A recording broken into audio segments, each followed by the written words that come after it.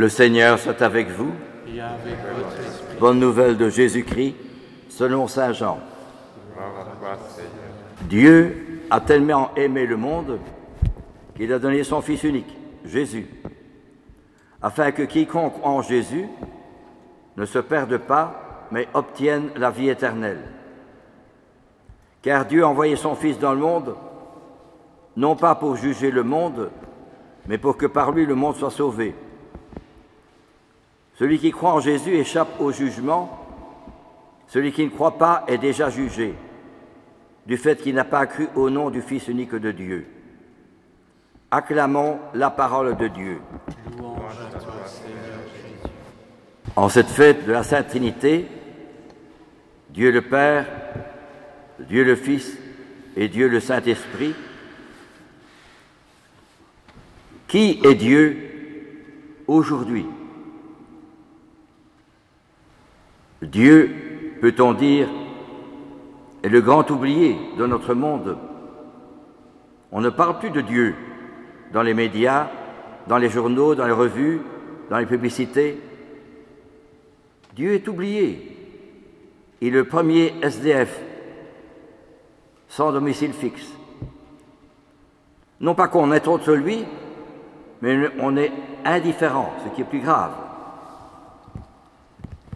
Et l'Évangile nous dit, Dieu a tellement aimé le monde qu'il a envoyé son Fils.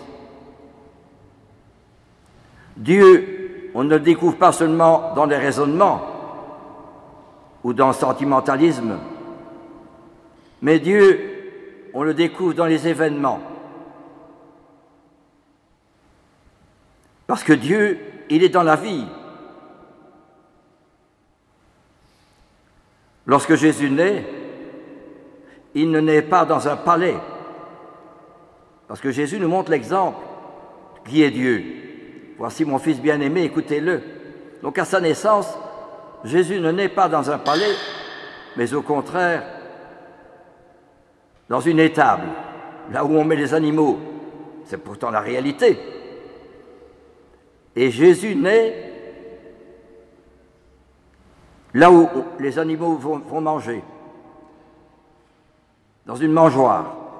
Ça, c'est quand même formidable, quand on réfléchit bien. Le bon Dieu, le voilà.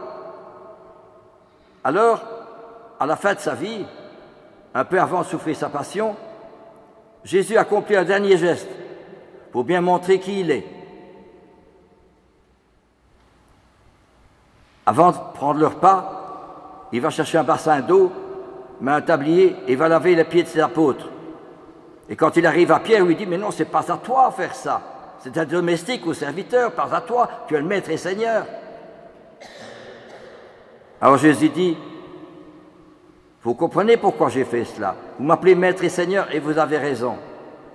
Mais si moi, le maître et seigneur, je vous ai lavé les pieds, vous aussi, vous devez vous laver les pieds les uns aux autres. Ça veut dire rendre service dans l'humilité et le service. »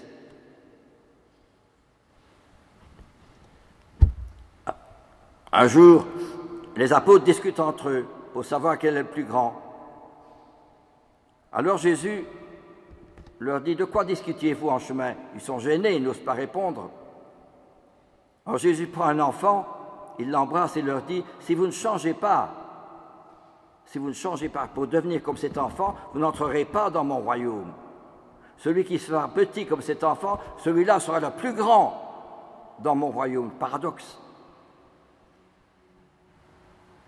Et Jésus continue à un autre moment, parce que les disciples se disputent entre eux, parce qu'il y en a deux qui ont demandé, Jacques et Jean ont demandé pour avoir la belle place près de Jésus, à droite et à gauche, et les autres sont fâchés.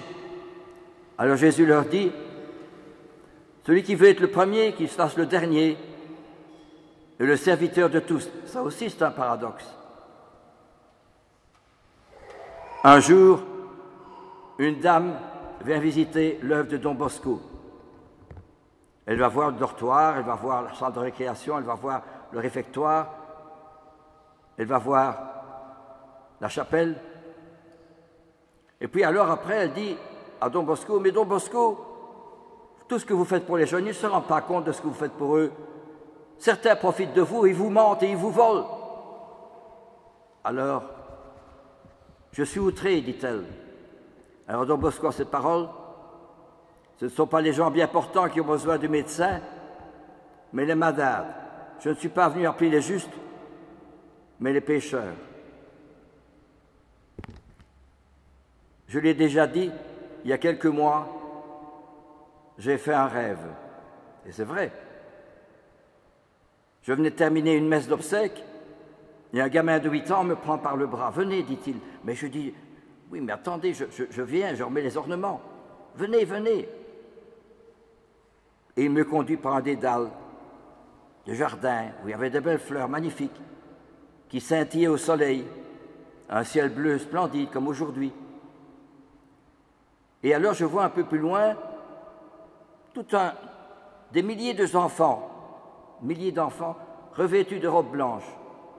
Ce sont des enfants nés de l'avortement. Des enfants nés de l'avortement. Et je vois au milieu une grande lumière et Jésus qui parle avec les enfants. Et j'entends une chanson, « Comme il est beau le règne de Dieu », qui suivent l'agneau qui a donné sa vie, et eux aussi donnent leur vie. Et j'entends une chanson qui dit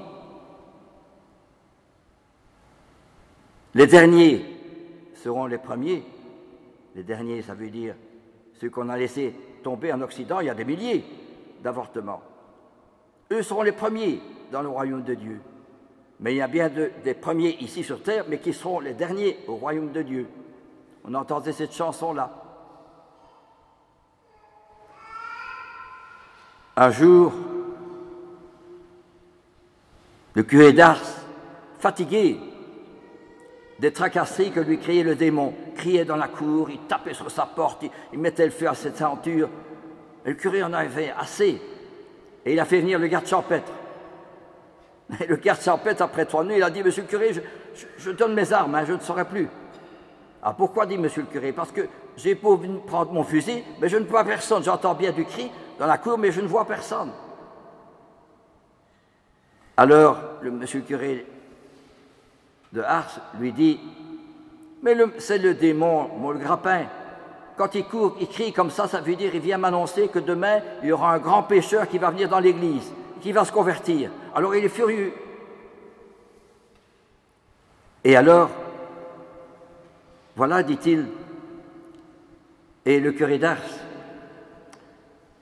il pose la question au démon, pourquoi est-ce que tu m'ennuies tellement? Tu pourras aller rencontrer des prêtres qui sont plus intelligents, plus valables que moi, qui ont pignon sur rue, qui parlent bien, qui sont bien vus dans la société, mais moi, je ne suis qu'un humble et pauvre prêtre. Alors le démon en cette parole, s'il y avait 3 ou 4 prêtres comme toi dans toute la France, je perdrais mon royaume. Eh bien, voyez-vous, aujourd'hui, plus que jamais, bien le bon Dieu a besoin de nouvelles Thérèse de Lisieux, de nouveaux Charles de Foucauld, de nouveaux Père Cobb, de nouveaux Frères Lucien Marie, de nouvelles Mère Teresa, non pas pour faire comme eux, mais pour avoir dans notre tête la même compréhension du mystère de la personne de Jésus, d'être bien compris, que Jésus soit quelqu'un pour moi, qui influence ma vie. Et deuxièmement, et avoir un cœur rempli d'amour du Christ, comme l'ont été les saints, Thérèse de Lisieux, Charles de Foucauld et les autres. Alors c'est ça qu'il nous faut aujourd'hui plus que jamais, dans le monde où il y a tellement d'orgueil, tant de laisser-aller, d'indifférence, de chacun pour soi. Il nous faut des saints, comme Thérèse de Lisieux, comme Charles de Foucauld, dont le cœur est imprégné de son amour. Voilà ce qu'il nous faut, frères et sœurs. Plus que jamais, le bon Dieu a soif de 2 ou quelques-uns. Ah, disait, je ne sais plus quelle parole, voilà ce que le démon disait au curé d'Ars, s'il y avait 3 ou 4 prêtres, s'il y avait 3 ou 4 chrétiens comme vous, qui pouvaient être rencontrés le Christ et être bouleversés, transformés, émerveillés par l'amour du Christ, qui ne tiennent plus en place puisqu'ils sont transformés par le Christ, il suffit d'en 3 ou 4. On ne demande pas plus. Et ces 3 ou 4 qui peuvent transformer le monde. L'amour de la dernière place, l'amour de la prière cachée, du service caché, du sacrifice caché, soulève le monde. C'est un paradoxe. Thérèse de Lisieux n'a rien fait d'extraordinaire. Elle n'a fait que 9 ans de vie religieuse. Et elle se disait, qu'est-ce qu'on pourra bien dire d'elle après sa mort? Elle n'a rien fait qui vaille la peine d'être raconté. Et cependant, quel rayonnement n'a-t-elle pas eu encore maintenant? Pourquoi? Parce qu'elle a cru au bon Dieu à travers une vie toute simple, toute cachée, et aimer tout ce qui est caché. Plus c'est caché, plus c'est fécond. Sanguis martyrum, Semen Christianorum, le sang des martyrs, c'est-à-dire le sacrifice caché, la prière cachée, le service caché. Plus c'est caché, plus on sauve des âmes. Avec une épine, disait la petite Thérèse, tu peux sauver une âme. Voilà, frères et sœurs, ce qui nous est demandé dans cette belle fête de la Sainte Trinité. Le bon Dieu, ce n'est pas des raisonnements et pas du sentimentalisme. Le bon Dieu, c'est quelqu'un qui me prend par la main et qui me conduit dans une aventure à laquelle je ne pensais pas du tout. Et je dis, non, laissez-moi tranquille. C'est l'aventure de son amour. Amen. Alléluia.